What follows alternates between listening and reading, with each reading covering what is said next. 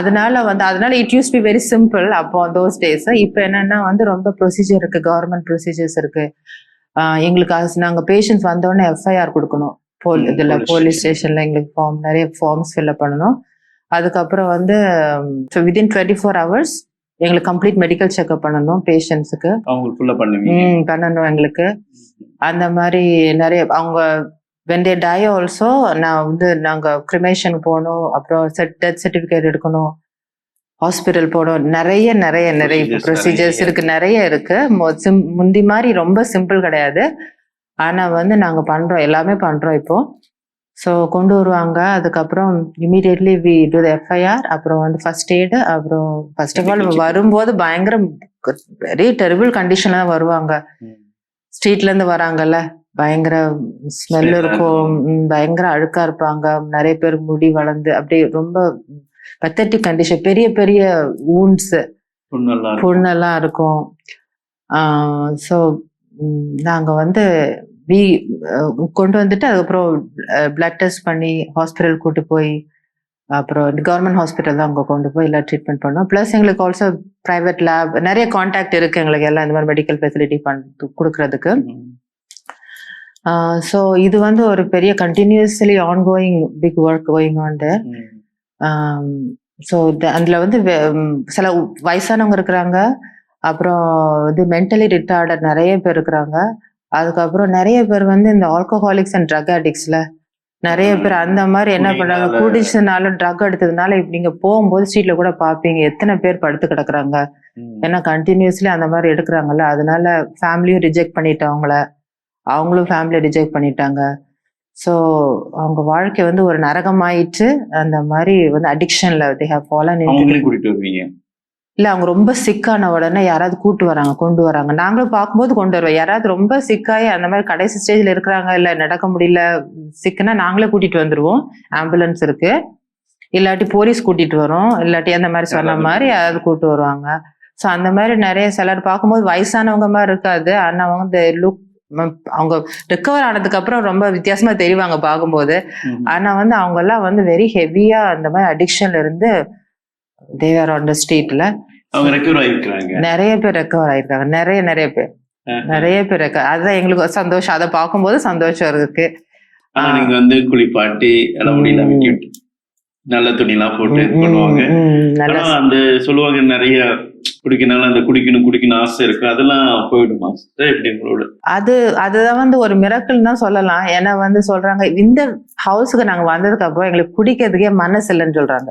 அதை காட்டுற அன்பு பாசம் அதுதான் சொல்லலாம். அததான் சொல்றாங்க சிஸ்டர். இங்க வந்ததுக்கு அப்புறம் இந்த வீட்டுல நாங்க வீட்டு ஹவுஸ் அப்படின்னு சொல்லுவாங்கல்ல, இங்க வரும்போது எங்களுக்கு மனசுல ரொம்ப அமைதி இருக்கு.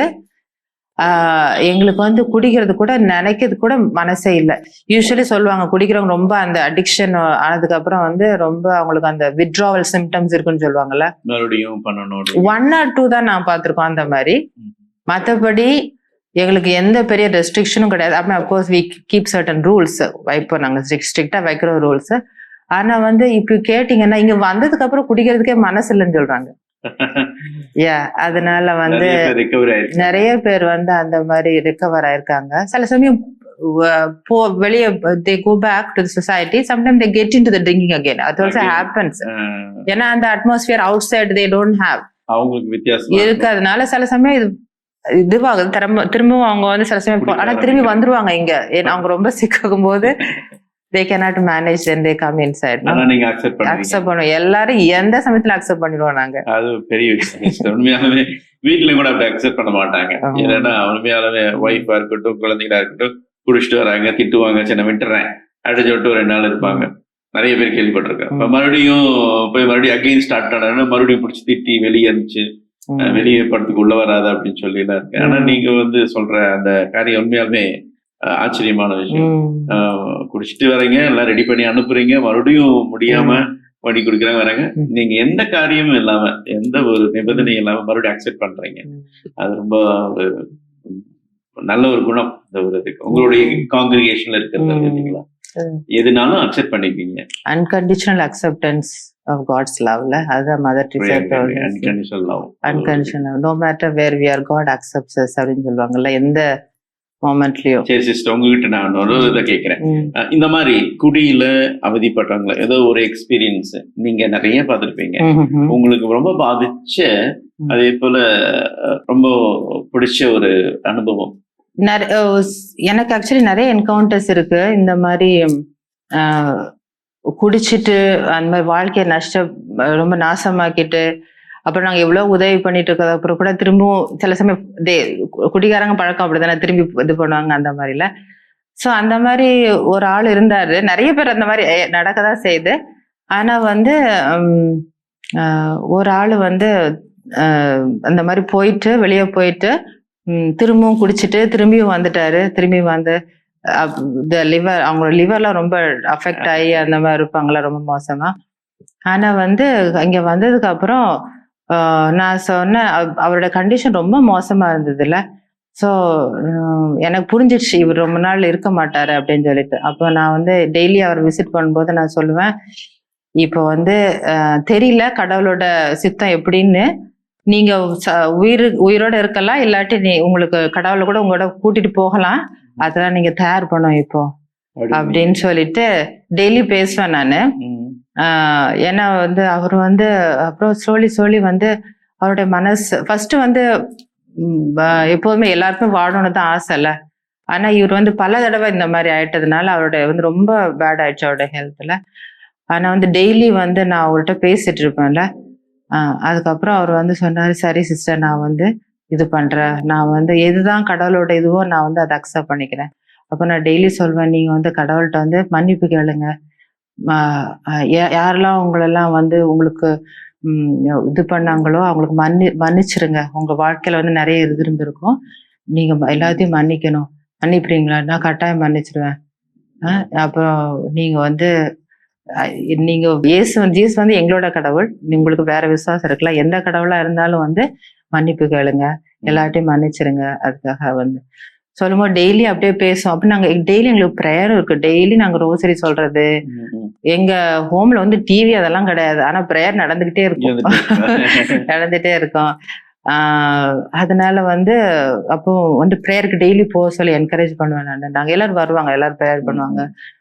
அப்படியே வந்து அவர் அக்செப்ட் பண்ணிட்டு மன்னிச்சுட்டு ரொம்ப பீஸ்ஃபுல்லா. அப்புறம் நாங்க மதர் ட்ரீஸா வந்து எங்களுக்கு எப்படி சொல்லி கொடுத்தாங்கன்னா, the person goes home to God. செத்துட்டாங்கன்னு சொல்ல மாட்டோம். எஸ், அப்படி போகும்போது வந்து சந்தோஷமா அமைதியா அப்படியே வந்து அவர் இறந்துட்டாரு. அந்த மாதிரி வந்து ஒரு எக்ஸ்பீரியன்ஸ் இருக்கு. நிறைய பேர் அந்த மாதிரி நிறைய கேன்சர் பேஷண்ட்ஸ் இருக்காங்க. கேன்சர் பேஷண்ட் கூட வருவாங்க. அதுல கேன்சர் பேஷண்ட்ஸ்ல வந்து to accompany them till the death was a beautiful experience. கடைசி வரைக்கும் அவங்களோட இருக்கிறது ஒரு அனுபவம் சொல்லுங்க. அது வந்து ஓகே, ஒரு ரீசன் மேபி 2 years ago ஒரு யங் மேன் தான், I think he was in the seminary before, I think, and he came out and then ஒரு 27 years இருக்கும்னு நினைக்கிறேன் அவருக்கு. வந்திருக்காரு. ஆமா, அவருக்கு வந்து இது வந்து லுக்கேமியா, ஐ திங்க் பிளட் கேன்சர்ல. ஸோ ட்ரீட்மெண்ட்காக வந்திருந்தாரு.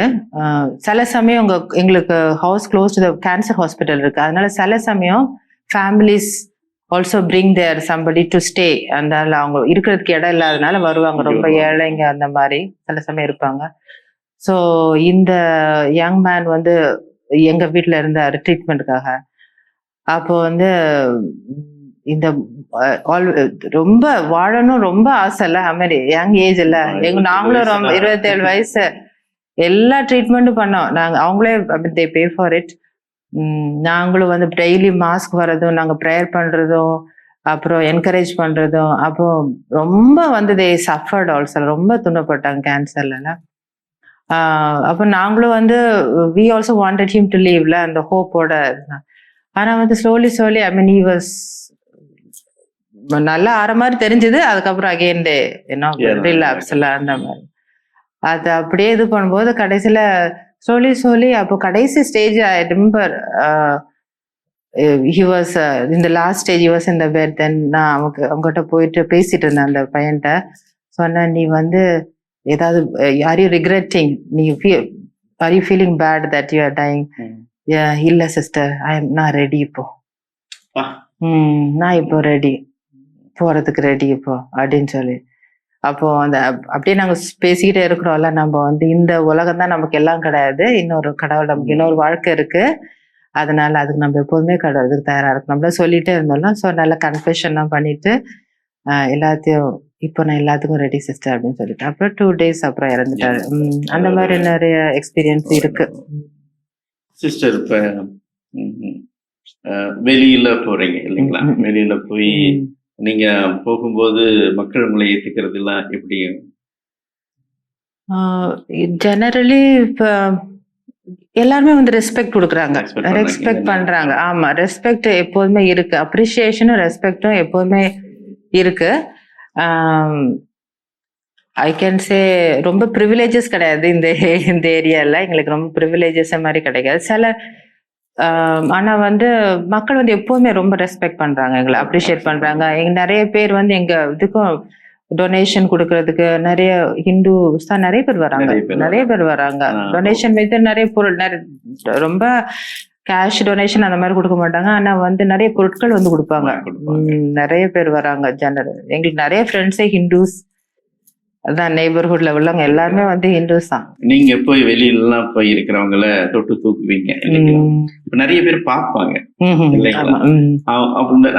அந்த சமயத்துல யாராவது ஹெல்ப் பண்றது அந்த மாதிரி நிறைய அந்த மாதிரி ரியலி பண்றாங்க. நிறைய பேர் வந்து பார்க்கும்போது எல்லாரும் பக்கத்துல உள்ளவங்க எல்லாம் வந்து சிஸ்டர் எடுத்துட்டு போங்க, இவரை சொல்லுவாங்க ப்ளீஸ் இவரை உங்களுக்கு வந்து ஹெல்ப் பண்ணுங்க, எடுத்துட்டு போங்க சிஸ்டர், யாருமே இல்ல, நாங்க உதவி பண்றோம். அது பக்கத்து ஏழைங்க தான், அவங்க ஏழைகள் கூட போலீஸ் எல்லாருமே வந்து ஹெல்ப் பண்றாங்க.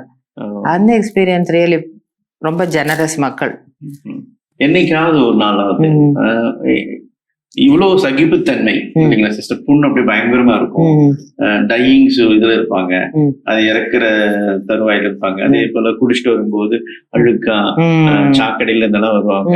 அவங்க எல்லாம் எப்படி நீங்க பண்றீங்க? தொட்டு தூக்கி கல்வி எல்லாம் பண்றதெல்லாம். இயேசு வந்து பைபிள் அதானே சொன்னாரு, whatever you do to the least of my brethren you did it to me. அந்த ஒரு எண்ணம் தான் உங்களுக்கு. அதனால வந்து எந்த கண்டிஷன்ல இருந்தாலும் அதுல வந்து ஆண்டவர் இயேசு அதுல இருக்கிற அவரோட இமேஜ் அதுல அந்த பர்சன்ல இருக்கு. அந்த விசுவாசம் வந்து எங்களுக்கு ரொம்ப ஸ்ட்ராங்காவே இருக்கணும், எப்போதுமே இருக்கணும். எப்போதுமே நம்புறோம் நாங்க அத. கடவுளுடைய இமேஜ் வந்து எல்லாருலயும் இருக்கு, இந்த வேர்ஸ்ட் பர்சன்லயும் இருக்கு. மேபி அவங்க வாழ்க்கையில மற்ற நிறைய தப்புகள் செஞ்சிருப்பாங்க இல்ல, அந்த கண்டிஷன்ல வர்றதுக்கு ரீசன்ஸ் இருக்கும். ஆனா வந்து எல்லாருலயுமே வந்து கடவுளுடைய இமேஜ் இருக்கு, குட்னஸ் இருக்கதான் செய்யுது. அத வந்து பார்க்கும்போது இதுல அந்த பர்சன்ல வந்து ஆண்டவர் இயேசு இருக்கிறார். அவர் இருக்கிறாருன்னா நம்ம என்ன எப்படி பண்ணுவோம் அவருக்கு? ஆண்டவர் இயேசு அந்த மாதிரி பண்ணணும். அப்படிதான் எங்களுக்கு வந்து எங்களோட விசுவாசம் எங்களுக்கு சொல்லி கொடுத்தது. ஸோ அந்த ஒரு மனசு வித் தட் மைண்ட் செட்ல வித் தட் ஃபெய்த் நாங்க வந்து சர்வ் பண்றோம்ல. அந்த ஸோ ஹியூமன்லி ஸ்பீக்கிங் வந்து கொஞ்சம் கஷ்டமா தான் இருக்கும், அதை பார்க்கும்போது நமக்கு வந்து ஒரு இதுவா இருக்கும்ல. ஆனா வந்து இந்த விசுவாசம் வந்து நமக்கு சக்தி கொடுக்குது, அது கோ பியாண்ட் ஹியூமன் ஃபீலிங்ஸ்ல.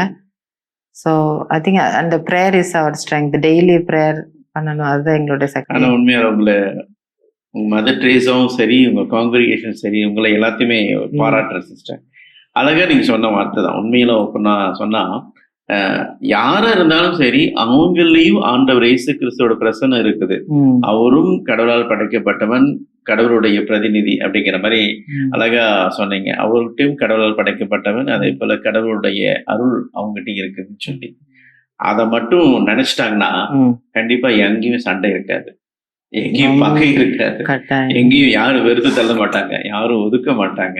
அது உண்மையாலுமே ஒரு மிகப்பெரிய ஒரு செயல். உங்க செயல் இருந்து கண்டிப்பா மக்கள் வந்து இதை கத்துக்கிட்டாங்கன்னாமே போதும், யாரையும் ஒதுக்கி தள்ளுறதோ சண்டை போடுறதோ மற்ற காரியங்கள் எதுவுமே இருக்காது. உண்மையாலுமே ரொம்ப சந்தோஷமா இருக்கு சிஸ்டர். சிஸ்டர் ஒரு காரியம் கூட கேட்கணும்னு நினைக்கிறேன். அதாவது என்னன்னா, எல்லாருமே அக்செப்ட் பண்ணிக்கிற மாதிரிதான் நீங்க சொல்லிட்டே இருந்தீங்க. நீங்க போறீங்க, ஹெல்ப் பண்றீங்க. என்னைக்காவது ஒரு நாள் அவங்க சங்கடப்பட்டிருக்காங்களா? என்ன ஏன் இது கூட்டிட்டு வந்த? அவங்களுக்கு சிலருக்கு ரொம்ப கோபமும் வரும், வேணா கட்டாயம். ஏன்னா அவங்க அவங்களோட உள்ள there is a brokenness in themல, உடைஞ்சிருக்கு. அதுல ரொம்ப கோவம் இருக்கு உங்ககிட்ட. நிறைய பேர் ஏன் கூட்டு வந்தீங்கன்னு கேட்க மாட்டாங்க, கோவப்படுவாங்க, கத்துவாங்க, கோஆபரேட் பண்ண மாட்டாங்க. அது ஏன்னா அவங்க உள்ளத்துல ரொம்ப அவங்க நொறுங்கி இருக்கிறாங்கல்ல, அதனாலதான் அவ்வளவு கோவம் இருக்கு அவங்களுக்கு. அதனால நம்ம அதை அண்டர்ஸ்டாண்ட் பண்ணிக்கணும். எதுவும் நம்ம செய்யும் போது கூட எனக்கு தேவையில்லை, இது தேவையில்லை, அது தேவையில்லைன்னு சொல்லுவாங்கல்ல. ஸோ அது அர்த்தம் என்னன்னா அவங்களுக்கு அன்பு கிடைக்கல, அதனாலதான் அவங்க கோவப்படுறாங்கல்ல. ஸோ நம்மளும் அவங்க கூட கோபம் காட்டக்கூடாது இல்ல. ஸோ அவங்களுக்கு என்ன தேவைன்னா அவங்கள அன்பு காட்டிக்கிட்டே இருக்கணும். அதுதான் அந்த சீக்ரெட். அவங்க கோவத்தை மாத்துறதுக்கு, அவங்க உள்ளத்தை ஹீல் பண்றதுக்குள்ள சீக்ரெட் நம்ம அன்கண்டிஷனல் அன்பும் அக்செப்டன்ஸும் காட்டிக்கிட்டே இருந்தா அந்த கோபம் குறைஞ்சிரும். அந்த கோபத்தை அதுதான் அதனாலதான் மதர் சொன்னாங்க, கடவுள் நமக்கு சிலர் மதரை கிரிட்டிசைஸ் பண்ணியிருக்காங்க, நீங்க ஏன் எல்லாமே ஃப்ரீயா கொடுக்குறீங்க, ஏன் ஃப்ரீயா கொடுக்குறீங்க, நீங்க மக்களை கெடுக்குறீங்க அந்த மாதிரி அப்படின்னு சொன்னாங்க.